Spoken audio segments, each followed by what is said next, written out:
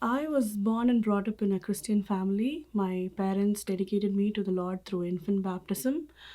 I went to the church, I attended Sunday school, sang in the choir, attended Bible studies, and did everything. I loved the Lord a lot when I was young, when I was a child. But as I grew up, when I became a teenager, all this didn't make a great sense to me. I just went to the church because my parents told me to do it, and I did it. I always used to spend my summer vacations with my grandparents in India. And during my 10th grade summer vacation, I was there at my grandparents' place and I was talking to my grandfather about how disappointed I was with things happening in my life. I was not happy and I was crying, and he, being a man of God, could clearly see that I was troubled. My heart was troubled. So he said, "You know what, Papa?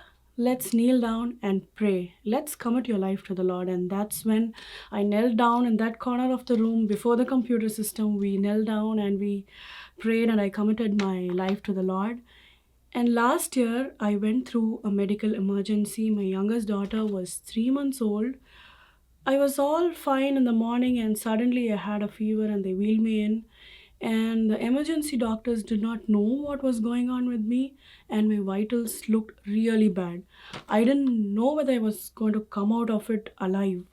So I thought I was going to die, and I kissed my daughter goodbye. And I don't know, I didn't know whether I could come out alive, but they wheeled me to the hospital. I didn't know what happened with my body, but I prayed and I said, "Lord, please heal me." And He heard my prayer and mercifully healed me. And I rededicated my life to Him in that hospital bed.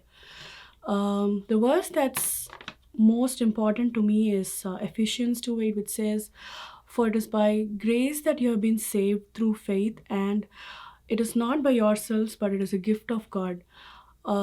This verse constantly reminds me that I am a sinner and I'm not worthy of this grace, but He chose to die for me and for my sins because He loves me so much.